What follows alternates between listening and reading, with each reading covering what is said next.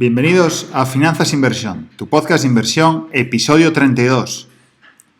Hola a todos, bienvenidos al podcast de Finanzas Inversión, al aparato Javier García y servidor Borja Rubí, socios fundadores de RW y gestores de patrimonios independientes. Como sabéis, en este podcast hablaremos de inversión, finanzas y economía. Además, este programa está patrocinado por rw.es, escuela de negocios y entidad de asesoramiento financiero independiente. Aquí podéis encontrar asesoramiento puntual, recurrente, formación financiera o reservar una consultoría para preguntarnos todo lo que queráis sobre vuestras inversiones. Hola a todos y bienvenidos. Bueno, esta semana queremos agradeceros una vez más el apoyo que estamos recibiendo, el apoyo que estamos teniendo en las diferentes redes sociales, desde Clubhouse a LinkedIn y, por supuesto, a nuestras plataformas en iVoox, en Spotify y, en YouTube, ¿no? Donde estamos un poco arrancando este formato en vídeo a la vez que grabamos el podcast y a la vez que emitimos en nuestra sala de Clubhouse. Lo que estamos haciendo además, es intentar emitir en todos los canales a la vez para, como bien dice la economía, aprovechar la economía de escala, ¿no? Y trabajar una única vez, aunque bueno, esto no siempre se logra en términos de calidad, ¿no? Pero bueno, sí que estamos muy contentos por el efecto y el impacto que está teniendo en Spotify nuestro podcast. Y yo os voy a leer ahora mismo las estadísticas en tiempo real, porque solo en este canal, es decir, solo en la plataforma Spotify, ya tenemos más de 40.000 escuchas únicas y más de 4.300 seguidores. Para nosotros es una auténtica barbaridad y estamos, tremendamente orgullosos porque, esto empezó un poco así de prueba y error, empezó con 2 capítulos y bueno, llevamos por el capítulo 32 y la verdad que la acogida que tenemos por vuestra parte está siendo tremendamente buena, ¿no? Esta semana en el capítulo vamos a hablar de la bolsa, vamos a hablar de las acciones y vamos a explicar de una manera breve, sencilla, por qué creemos que la renta variable y la bolsa debería de estar en todas las carteras presente, en todas las carteras de inversión presente. Bueno, lo primero de todo es un poco explicarle al inversor en este caso o al ahorrador, que podéis ser cualquiera de vosotros, porque ya sabéis que para comprar acciones no es necesario que tengáis ni un patrimonio elevadísimo, ni un conocimiento financiero hiperextenso, porque al final, como digo yo, unas acciones del Banco Santander, por deciros una, puede comprarlas cualquiera. De hecho, si os fijáis, hay muchas entidades financieras que cuando abres una cuenta, que cuando contratas un producto, véase una hipoteca, véase, un seguro de vida, es decir, alguna campaña comercial, pues tienden a regalar acciones propias de la compañía. Con lo cual, tú ya en ese momento ya te estás convirtiendo en accionista, ya te estás convirtiendo en inversor. Por tanto, ¿es muy complejo? No es muy complejo, pero vamos a daros un poco la pauta para aquellos que queréis realmente invertir en acciones o gestionar vuestro patrimonio y os encontráis una figura como la Javi y la nuestra que os dicen que tenéis que tener un porcentaje X determinado en vuestra cartera, ¿no? En este caso en acciones, en bolsa, en renta variable. Lo primero de todo es que tenéis que conoceros. Hay que conocerse personalmente, hay que conocerse a uno mismo y esto es exactamente igual que el dolor. El tema del riesgo es igual que el dolor, es muy subjetivo. Hay gente que puede asumir riesgos sin ningún tipo de problema y hay otra gente que no. ¿Qué dicen los libros? Hombre, los libros tienden a decirnos que cuanto más mayor te haces, menos riesgo quieres. Javi y yo tenemos la experiencia de que esto no es así. Tenemos clientes de avanzada edad que no tienen ningún tipo de miedo al riesgo y son capaces de asumir un 100% en bolsa, en renta variable, en su patrimonio y les da igual lo que se mueva. Sin embargo, tenemos clientes que son muy jóvenes, que pueden tener la treintena, 30 años, 32, 35 años y son tremendamente conservadores, tremendamente aversos al riesgo. Y ahora os voy a explicar este concepto. El ratio de insomnio. ¿Qué es el ratio de insomnio? Yo me acuerdo que la primera vez que lo estudié en la universidad y en los diferentes posgrados que he ido haciendo, la verdad que me quedé muy, muy sorprendido porque no tenía ni idea de lo que era esto, ¿no? El ratio de insomnio es, como os decía antes, totalmente personal, totalmente privado y de cada uno. Y esto es la capacidad que tenemos para dejar de dormir por las preocupaciones que nos generan las inversiones. hay inversores, hay ahorradores que les cae su patrimonio o se le mueve el patrimonio, vamos a decir un 1% y automáticamente ya no duermen esa noche. Sin embargo, nosotros la experiencia nos dice también que tenemos clientes que se les ha movido el patrimonio en cualquier bajada, en cualquier movimiento brusco del mercado, un 10%, un 12%, un 15%, como ha podido pasar en el COVID, en el coronavirus, hace un año, y no es que ni se han inmutado, ni se preocupan. Por tanto, esto ya no tiene tanto que ver con la edad, que es también, pero sino tiene que ver sobre todo con cómo tú eres. Cómo eres a nivel personal, cómo eres a nivel, también vamos a decir, ¿por qué no profesional? ¿Cuál es tu situación? ¿Cuál es tu tolerancia al riesgo? ¿Tolerancia a las inversiones? Y también sí que creemos que está muy influenciado por el conocimiento y la experiencia que tengas. A ver, es obvio, si tú tienes una experiencia muy contrastada en el mercado de las inversiones y llevas toda tu vida comprando acciones o invirtiendo en fondos, es normal que tú tengas una mayor, vamos a decir, predisposición, una mayor tendencia al riesgo y lo entiendas y lo comprendas y puedas dormir mucho mejor por las noches. Sin embargo, si acabas de llegar al mundo de las finanzas, del mercado financiero y de la inversión y inviertes todo el patrimonio que tengas, que puede ser mucho o poco el que sea, pero inviertes todo en algo que no conoces, que no entiendes muy bien y que nadie te ha explicado, es muy probable que estés preocupado y que estés realmente incómodo. Y aquí Javi y yo somos tremendamente pragmáticos, es decir, somos muy directos. Si te va a preocupar y vas a estar sufriendo por culpa de las inversiones, no te merece la pena invertir, es decir, directamente no hagas nada, porque realmente hay otras preocupaciones en la vida que no son las inversiones o las acciones o la bolsa, ¿no? También hay una serie de mitos que vamos a comentar y es que la bolsa a largo plazo siempre sube. ¿Esto es verdad? Bueno, es verdad en parte. Sí y no. Depende del mercado que estés analizando, depende del mercado en el que estés invirtiendo, pero por ejemplo, para hacernos una idea, vamos a hablar del mercado americano, vamos a hablar del S&P 500, porque además, como bien sabéis, este podcast lo escucha países de todo el mundo y desde aquí os mandamos un abrazo. El otro día estuvimos haciendo un análisis de los países que decía Spotify en los que se había reproducido nuestro podcast y había desde Japón, Islandia, México, España, Honduras, es decir, por todo el mundo. Por tanto, vamos a fijarnos en el S&P 500, que yo para mí y para nosotros es el mercado de referencia global, ¿no?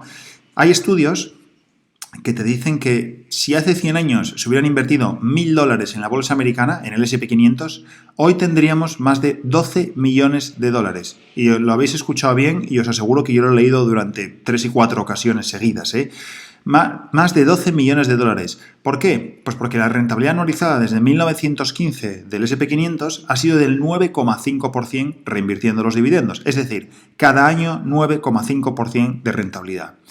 Esto, con el efecto de la capitalización compuesta y la bola de nieve tan famosa que ha acuñado los inversores value en valor, pues nos daría esta cantidad tan gigantesca. Si no se hubieran reinvertido los dividendos, la cifra sería de unos 200 y pico mil dólares largos, ¿no? Por tanto, fijaros en la diferencia. ¿Por qué? Porque la rentabilidad anualizada bajaría al 5 y pico por cien. Bueno, ¿qué más tendríamos que reseñar? ¿Siempre sube o sube la bolsa a largo plazo? Hombre, en el mercado americano sí. Desde 1915 se sucedieron 33 años de bajadas y el resto de subidas. Es decir, el 70% de las ocasiones el mercado subió y el 30% bajó. ¿Qué grandes crisis tenemos en los últimos 100 años? Bueno, pues tenemos el crack del 29, tenemos la crisis del petróleo en el 73, el Black Monday en el 87, .com en el 2020 y más recientemente Lehman Brothers en 2007, y COVID o coronavirus en el 2020. Por tanto, sí que es cierto que la bolsa a largo plazo es rentable, sí que es cierto que es, por así decirlo, el activo financiero que más rentabilidad nos puede dar si lo comparamos con, por ejemplo, con la renta fija, con los activos monetarios, con los depósitos, pero, claro, esta foto cambia mucho si hiciéramos el análisis con respecto, por ejemplo, al mercado local nuestro, en este caso al mercado español. Obviamente la foto es muy diferente porque la economía es muy diferente, porque Europa es muy diferente a Estados Unidos y porque el sistema de consumo y el sistema económico pues es, totalmente dispar uno con el otro, ¿no? Pero claro, una de las preguntas típicas que nosotros tenemos aquí en nuestra empresa de asesoramiento financiero independiente es muchas veces es de clientes o de inversores o ahorradores que son muy muy conservadores, que vienen tradicionalmente de invertir en depósitos, de invertir en posiciones a plazo fijo o en cuenta corriente o en fondos monetarios, y nos preguntan, bueno, ¿y cómo podéis mejorar mi situación? ¿Cómo puedo obtener yo rentabilidad? Claro, esto es complicado. Es complicado mejorar la rentabilidad porque partimos de un riesgo cero o casi cero, porque bueno, riesgo cero nunca hay, pero un riesgo muy cercano a cero, ¿no? Por tanto, ante la pregunta de, oye, ¿y para yo mejorar mi rentabilidad tengo que tener rentabilidad en la cartera? Ahí voy a dar paso a Javi, que me acompaña, para que nos cuente un poco su opinión. Javi. Bueno, siempre agradecer a los que estáis ahí, a los oyentes, los comentarios. Ya sabéis que nos encanta que nos sigáis animando y demás. Bueno, yo quería empezar hoy pues el tema de hoy. Bueno, puntualizando una cosa que acabas de decir, que creemos que es así. El ratio insomnio va muy asociado también con la cultura financiera. Es decir, el ratio de insomnio se le puede educar, como yo digo.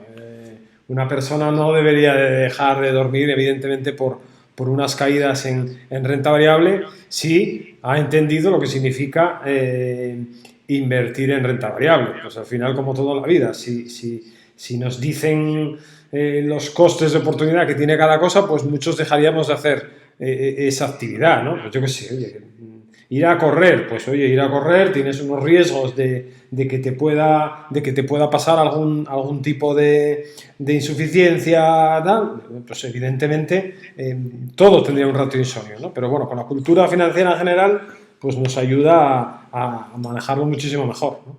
El ratio. ¿Qué quería comentar antes un poco de entrar en materia? Un término que para mi opinión, pues bueno, ha sido muy desvirtuado, ¿no? Es el término especulador. Término especulador, si yo ahora pudiésemos preguntar a todos los oyentes lo que conlleva o lo que simboliza para él la palabra especulador, pues estoy convencido de que 9 de cada 10 o 98 de cada 100 sería una connotación negativa, ¿no? Personalmente me llama mucho la atención cómo se pervierte un término como ese, ¿no? Yo siempre lo oigo con la típica frase de, bueno, freno a los especuladores, el IBEX cae por un ataque especulativo, los mercados están sufriendo por el ataque de los especuladores, siempre es con connotación negativa. Bueno, yo lo primero que tengo que decir a los que desconocen el significado es que los especuladores son nada más y nada menos que esenciales en los mercados. Ya no es que sean importantes, o unos los apoyemos, o otros no. Son sencillamente esenciales. ¿Qué definición se podría dar de un especulador? Bueno, un especulador es sencillamente todo aquel que busca ineficiencias en el corto y en el medio plazo, tratando de obtener una rentabilidad, sin más, ¿vale? En muchísimas ocasiones son los que compran cuando las bolsas caen muy fuerte. Cuando hablamos o damos por hecho, nosotros los inversores damos por hecho siempre que los mercados son líquidos, ¿no? El mercado son líquidos significa que si yo tengo una cartera de acciones, puedo ahora mismo desde aquí, según estoy hablando con vosotros, darle un botón de venta y por temas legales, en D+1, en un día, yo dispondría de ese dinero, ¿vale? No es automático, porque las operaciones tardan en liquidar, pero en un día dispongo del dinero. En un día no podría disponer ni el dinero de mi cuenta corriente, porque ahora mismo, a las 4:15 en España, pues bueno, el jueves precisamente es posible que alguna entidad abra por la tarde, pero sería muy difícil para mí disponer del dinero físico ahora mismo, ¿no? Pues bueno, un valor en bolsa, una acción, se denomina que es muy líquida por eso, porque yo vendo y en un día podría disponer de mi dinero. Claro, cuando hablamos de esa liquidez, son realmente los especuladores los que dan esa liquidez. Sin ellos, el mercado sería mucho más ilíquido y, con ello, muchísimo más volátil de lo que normalmente es, ¿no? Por tanto, insisto, los especuladores son el alma de toda transacción comercial, insisto, ya no hablando de acciones, el alma de cualquier transacción comercial. Pensar vosotros mismos cuando compráis o vendéis un activo, ya no una acción, cualquier cosa que vendáis, Siempre, cuando yo vendo algo, yo pienso que el precio es ya pues, adecuado o lo suficientemente alto. La otra parte, el que compra, evidentemente piensa lo contrario, piensa que el precio de lo que está comprando es atractivo, es suficientemente bajo para él, ¿no? Por tanto, ambos están especulando. Y voy a daros unos datos con los que espero ya acabaros de convencer de que la palabra es totalmente positiva y no esa connotación que no sé si es por los medios, por la falta de cultura, tiene. El capital especulativo financia el 70% de la economía real, de la OCDE. Origina el 60% de los préstamos al tercer mundo, el 60%, lo que llaman capital especulativo, los especuladores. Y cubre el 40% de los proyectos de infraestructura mundiales. O sea, que casi nada lo que se logra hacer gracias a los especuladores, ¿no? O mal llamados especuladores. Bueno, dicho esto, ¿por qué? Vamos a la esencia del podcast de hoy, ¿no? ¿Por qué hay que tener renta variable en las carteras? A ver, quiero ser muy práctico aquí, ¿no? Hoy en día, o más bien, habría que, para ser muy, muy exactos y muy realistas, habría que echarse atrás unos meses, en septiembre, octubre, donde particularmente la bolsa española prácticamente tocó mínimos de mucho tiempo, pero es verdad que muchas compañías tienen un precio muy, muy atractivo en bolsa. Solamente, para que os hagáis una idea y a ver si lo entendéis, exclusivamente solo con la política de retribución al accionista que tienen, con los dividendos que pagan, es prácticamente imposible, y estáis entendiendo bien, es prácticamente imposible perder dinero. Claro, ese titular pues parece un poco, si te dicen es prácticamente posible perder dinero en renta variable, parece que choca un poco, ¿no? Pero bueno, vais a entender perfectamente esto que acabo de decir con un ejemplo. Una compañía que cotiza 5 euros acción y me paga 1 euro de dividendo, pues yo sé que en 5 años voy a recuperar esos 5 euros que invertí vía dividendo. Es decir, la compañía podría caer donde quisieras que pudiera caer, que yo cada año me va a reportar 1 euro de dividendo. En 5 años yo habré recuperado mi inversión, aunque la compañía no valga nada. Efectos prácticos, para que veáis un ejemplo real. Telefónica hace unos meses llegó a cotizar a 2,70 euros. Tenía una retribución al accionista anual de 0,40. Eso estamos hablando de que poco más de 6 años, yo si compro acciones de Telefónica, solamente con el dividendo yo ya recupero mi inversión, suponiendo que Telefónica no valga nada, que es mucho suponer, ¿no? Por tanto, hay épocas en las que la renta variable se erige como el mejor activo para invertir con mucha diferencia sobre el resto, ¿no? Tener renta variable en las carteras es básico, porque ya os lo comentamos en otros podcasts. Al final, nosotros como asesores financieros tampoco tenemos un asset allocation, un portfolio o destinos donde invertir el dinero muy variados. Al final, daros cuenta que nosotros tenemos la renta fija, hoy en día muy complicada porque sabéis, ya explicamos en algún podcast también cómo están los tipos de interés y esa japonización que vamos a tener de los tipos que van a seguir pues muy cercanos a cero durante muchísimos años. Ya los expertos hablan de 10, 20 años con los tipos actuales. Tener dinero monetario, en liquidez, sabéis que evidentemente eso no aporta ningún tipo de rentabilidad, todo lo contrario, en el sentido de que las entidades están cobrando comisiones prácticamente por respirar porque las cuentas de resultados no salen, ¿no? Con lo que lo normal es que ese dinero que tengo en la cuenta vaya restando poco a poco, con lo que voy a tener una rentabilidad real negativa. También ya sabéis el efecto de la inflación, ¿no? Si mi dinero cada año vale un poco menos, yo tengo una rentabilidad negativa real. Las criptos, bueno, las criptos ya sabéis nuestra opinión, puede ser un activo en cartera, pero evidentemente con unos pesos muy reducidos, ¿no? Lo mismo pasa con las commodities, con las materias primas. Evidentemente nuestros inversores, siempre lo decimos, están posicionados en oro, ¿sí? Pero están posicionados en oro con un 2, un 3, un 4, como mucho un 5% de tu cartera. Divisas, pero al final otra de las patas principales es lo que estamos comentando ahora, la renta variable, ¿no? Por tanto, siempre pensamos que un perfil, por conservador que sea, siempre va a tener un porcentaje de su cartera en renta variable. Al final son las compañías las que van a tirar de la economía y donde vamos a poder ver pues esos retornos más atractivos que puedan tirar un poco de mi cartera, ¿no? Para nada tener un peso de renta variable del 10, del 15% en la cartera significa que tengas que ser pues muy propenso al riesgo, que tengas que tener un umbral del sueño que comentamos antes elevadísimo, ni nada similar, ¿no? Con lo que bueno, consideramos básico el tenerlo, ¿no? Las carteras. Pero evidentemente, con esto ya acabo, el estar más tranquilo, estar un poco familiarizado con la renta variable, pues va a ser porque yo tenga una educación o mi asesor me eduque, entre comillas, para que yo esté relativamente tranquilo, ¿no? Lo hablábamos en las épocas de las caídas, cuando las caídas tan agresivas de los mercados de marzo del año pasado, cuando, pues, evidentemente nosotros dormíamos perfectamente por la noche y nuestros clientes también. Las caídas eran agresivas, pero nosotros seguíamos entendiendo que las compañías donde estamos invertidos al final tienen valor. Es decir, siempre os pongo el mismo ejemplo.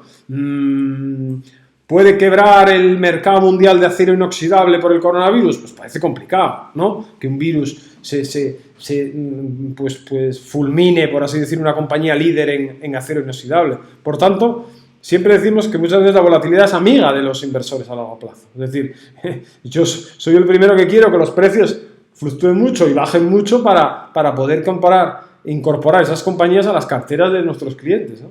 Por tanto, al final creemos que la esencia de la gran parte de los podcasts, volvemos siempre al leitmotiv nuestro, ¿no? Que es mucha más educación financiera y dejarte guiar por un asesor financiero, pero bueno, siempre ya sabéis con la bandera de independiente, que no tenga un producto propio, que no tenga un conflicto de interés precisamente para alinear interés con el cliente y que redunda en beneficio de los dos.